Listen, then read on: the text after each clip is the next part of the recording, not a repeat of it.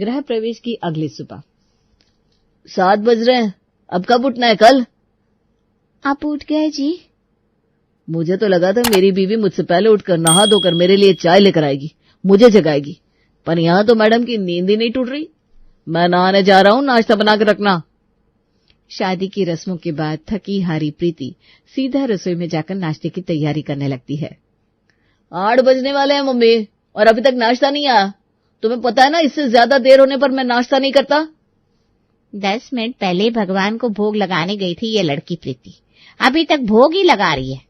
अरे बहू, भगवान के सामने ही जम गई क्या? यहाँ पति नाराज हो गया ना, फिर भगवान प्रसन्न हो भी जाए तो भी कोई फायदा नहीं होगा। आ गई मम्मी जी, वो दी की लौ मेरी साड़ी की पल्ले में लग गई थी।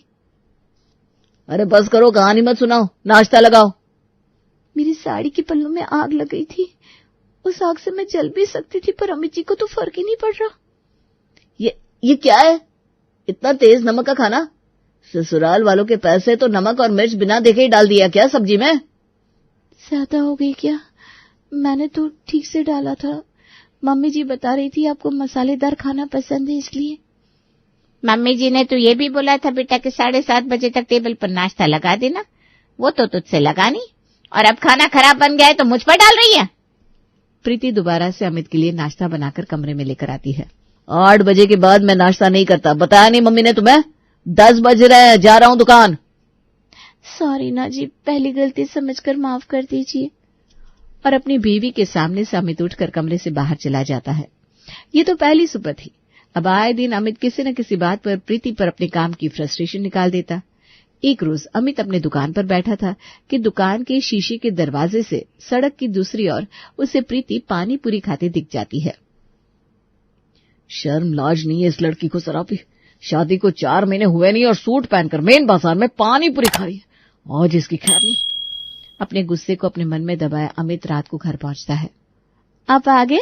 आज मैंने आपकी फेवरेट काली दाल और मटर के पराठे बनाए हैं। दोपहर में आप कहाँ थी मम्मी?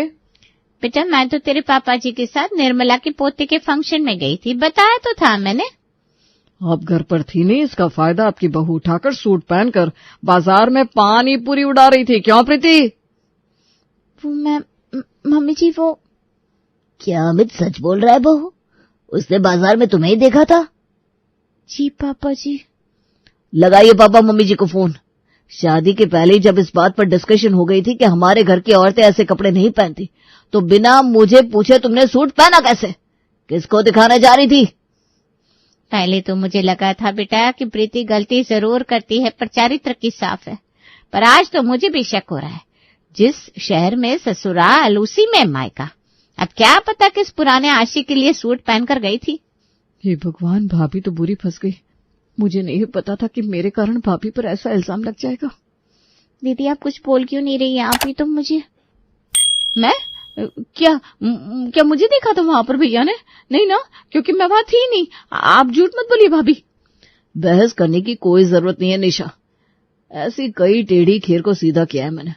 2 दिन खाना नहीं मिलेगा ना तो सारा पुराना प्यार दिमाग से छू मंतर हो जाएगा। किचन में ताला लगा दो निशा, किचन खुलेगा तो सिर्फ हमारे खाने के लिए।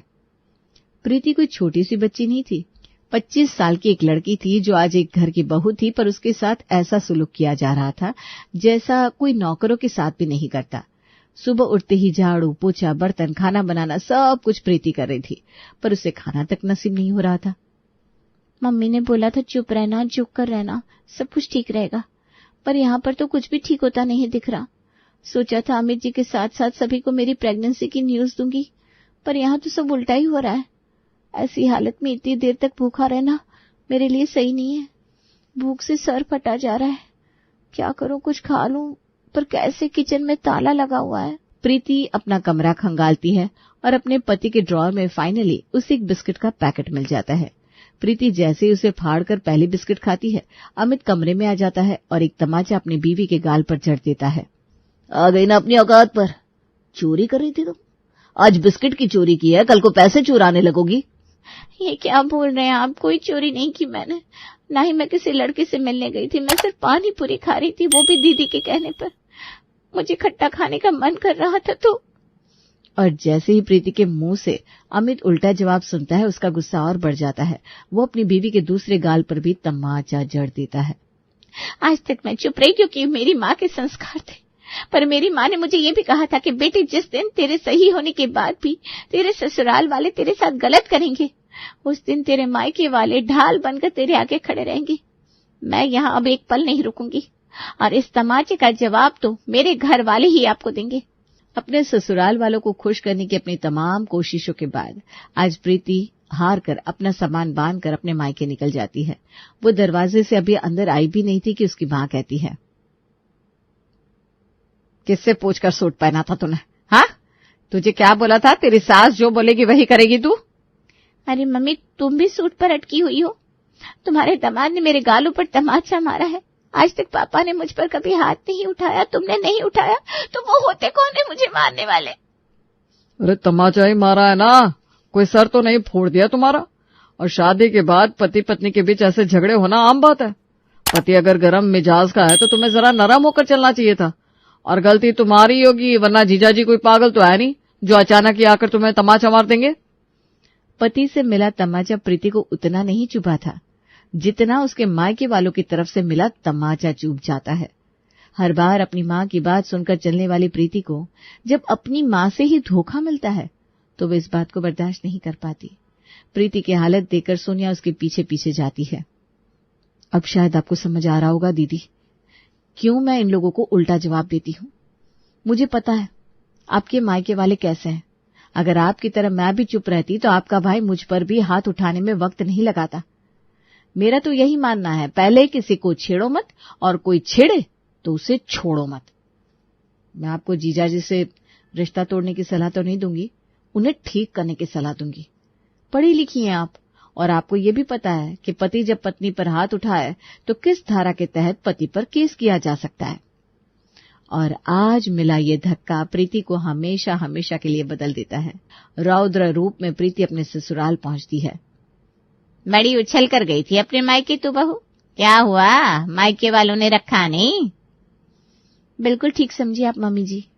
मुझे तो मेरे मायके वालों ने नहीं रखा, पर आपके बेटे को उसके ससुराल वाले जरूर रख लेंगे और उसका ससुराल होगा जेल। आईपीसीसी की न जाने कितनी धाराएं लग जाएगी। मैं तो बस वही सोच रही हूँ, गर्भवती पत्नी पर हाथ उठाने का आरोप, उसे हर वक्त मानसिक उत्पीड़न देने का, अब ससुराल वालों पर दहेज लेने का आरोप। आप सबका क्या होगा मम्मी जी। और हाँ, मुझे ये भी पता है कि ये घर आप लोगों का अर्जा हुआ नहीं है, पैतृक संपत्ति है और पैतृक संपत्ति पर तो पोते पड़पोते का हक होता ही है। और इस घर का वारिस मेरे पेट में पहले ही है। तो मैं आपके घर नहीं आई हूँ, मैं अपने घर आई हूँ।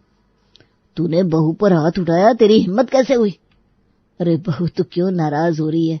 हमें कहाँ पता था कि तुम मियाँ बीवी के बीच की बात इतनी बिगड़ गई है। हमारी बहू माँ बनने वाली है और तूने ऐसे में उसका खाना बंद कर दिया।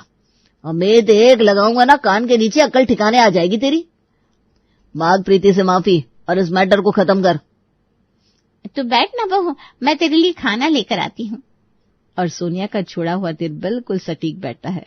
जब तक प्रीति सुन रही थी लोग सुना रहे थे, और जैसे ही आज प्रीति दहाड़ती है सबकी सिट्टी पिट्टी गुल हो जाती है। इस दिन के बाद सभी को समझ में आ जाता है कि वो प्रीति पर चढ़कर नहीं रह सकते और प्रीति अपने ससुराल वालों के साथ साथ मायके वालों को भी ठीक कर देती है।